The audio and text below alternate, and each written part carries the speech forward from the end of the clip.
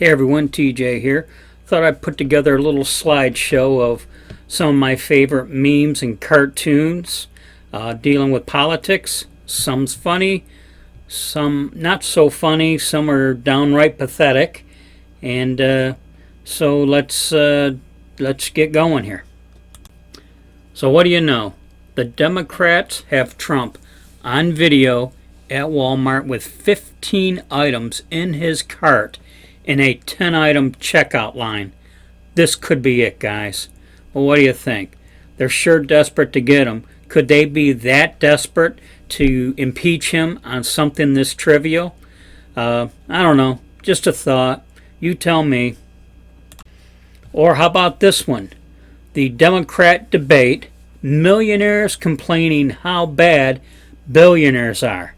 Gee, go figure. Is anyone really surprised about that? And speaking of Democrat millionaires, here we got three of them. Michael Moore, Pocahontas, Elizabeth Warren, and the old guy, Bernie Sanders. All three of them are millionaires. Bernie owns like 3 mansions. Michael Moore, they're all millionaires. This is 3 examples of hypocrisy and so much for income inequality. Hey, and speaking of hypocrisy, how about this cartoon? You got 2 trick-or-treaters, and the husband says, "How cute, it's Pinocchio and a ghost."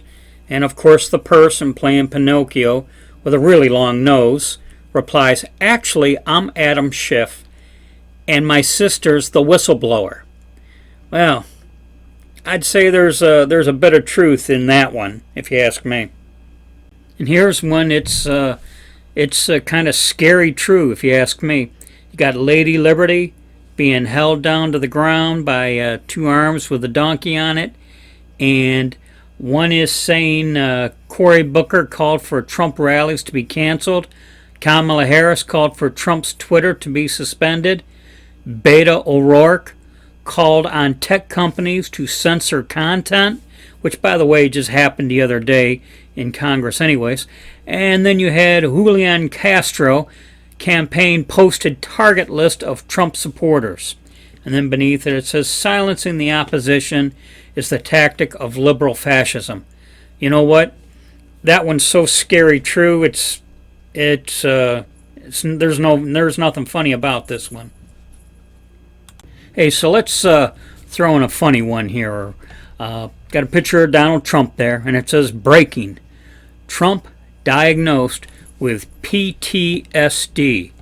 And then beneath it, "Pretty tired of stupid Democrats." Gee, I'll tell you what. Yeah, you could say there's a little bit of truth to that. Aren't we all just a little tired? Aren't we all pretty tired of stupid Democrats? I don't know how much more of their nonsense I can take, to be honest. And here's one, and I'll confess to once again taking the low road. You got Shepard Smith and a picture of Juan Williams, my least favorite of the 5 at 5. And the saying goes, "One down, one to go." You know, if you could only hope that's the truth. I'm so sick of. I was just watching him tonight. The way he was ranting and raving. The guy is becoming more sickening by the day. All right, so we got one here. Don't know if it's real funny. There's some scary truth in it, but it does have a comical twist to it. You know, you got AOC on top. "Why are Americans so afraid of a socialist economy?" And if you could just picture the response with Donald Trump, "Because we want to raise our children, not eat them." Okay, so speaking of President Donald Trump, here's one that I thought was kind of cool, actually. And it's supposedly got a quote from Mike Huckabee here. And I'm not going to necessarily read the whole quote there, but I'll tell you what I liked was the picture. The picture is awesome. And there it is. I enlarged it a little bit, and boy, wouldn't you just love to have a poster of that? That's a really intimidating picture of President Donald Trump, if you ask me. And in keeping with the President Donald Trump theme, how about this one? Uh, I really loved this one too. You got Sarah Huckabee Sanders in the background, and then I think it's Mike Pence, but I'm not as certain. And if anyone is able to correct me on that, please comment below.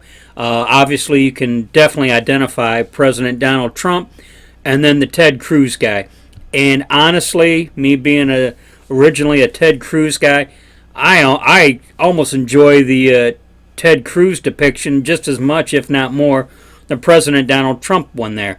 But this is a really cool one, and one that I really enjoyed. Here we have another good one. The young punk anti-gunner David Hogg. And of course, he's screaming out how his generation is going to start a revolution.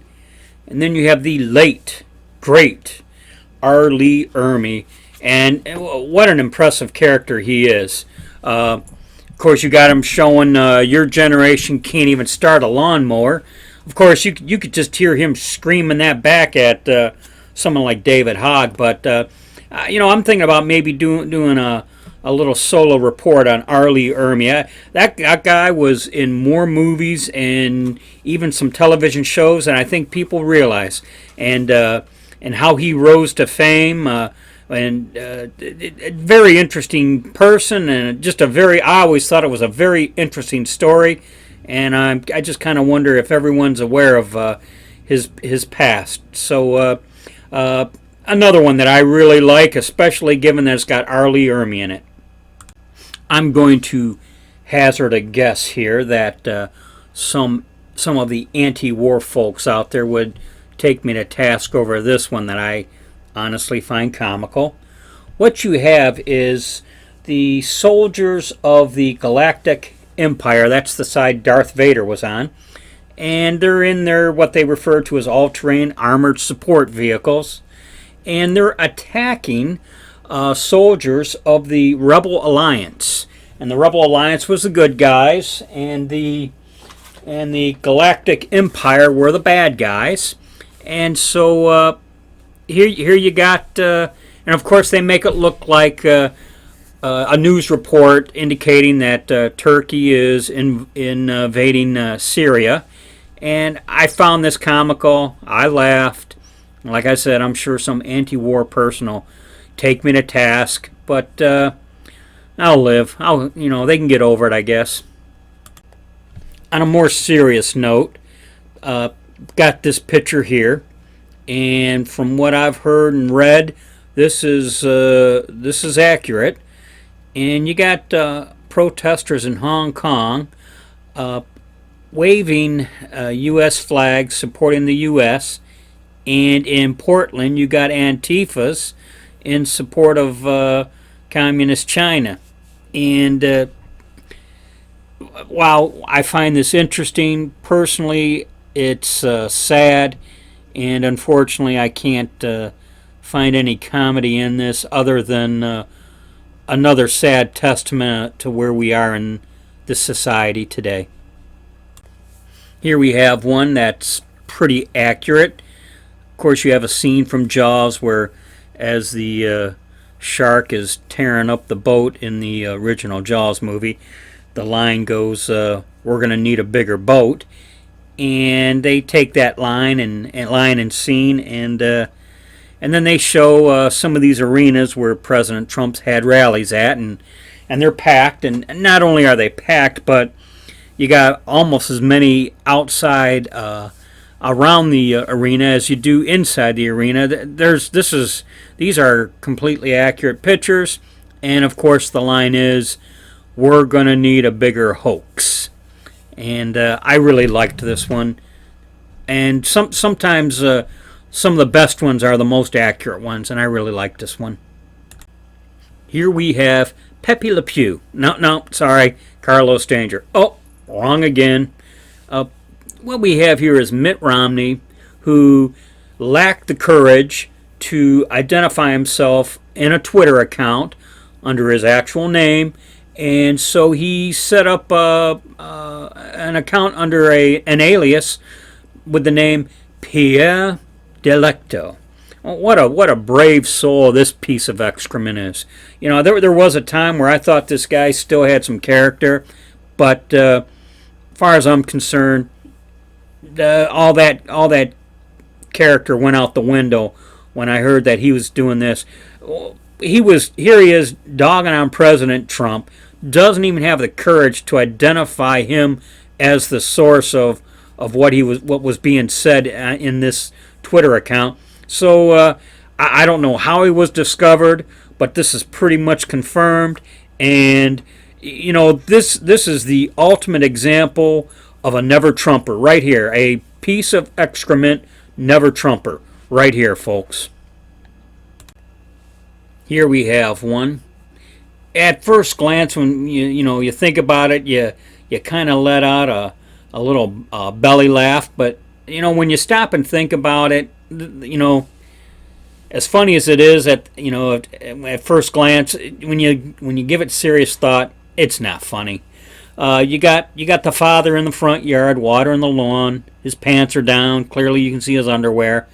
And the mother's knitting in the chair, saying to the son, who is wearing baggy pants. And the mother says to the son, your father says he'll stop wearing his pants like that when you do. Which, that is the point, I guess you could say. And for me, I work in an urban environment, and I see this virtually every day. And what a horrible fashion statement here. This is the depths of where we've come to in society, where it is now fashionable to expose your underwear. It's hip, it's cool, it's disgusting. I don't know what else to say here. And I'm going to end with this one of President Trump saying, if they are willing to impeach a president with no due process, what will they do to you? And it's very important to realize that, yes, they're going after President Trump, but in reality, they're coming after us. And if they have no qualms in the way they treat President Trump, we're a nobody to them in D.C. The D.C. establishment. They really will have no regard for our well-being if they're willing to treat the President of the United States the way they are. And it's sad, it's scary, it ought to concern everybody. And I just thought I'd end with this one. Guess I'll wrap it up now, folks. Thanks for listening. I hope you found this as enlightening, entertaining, and informative as I did. My name's TJ, and as we always end here at the Michigan Conservative Roundtable, be safe, watch your six, and don't tread on me.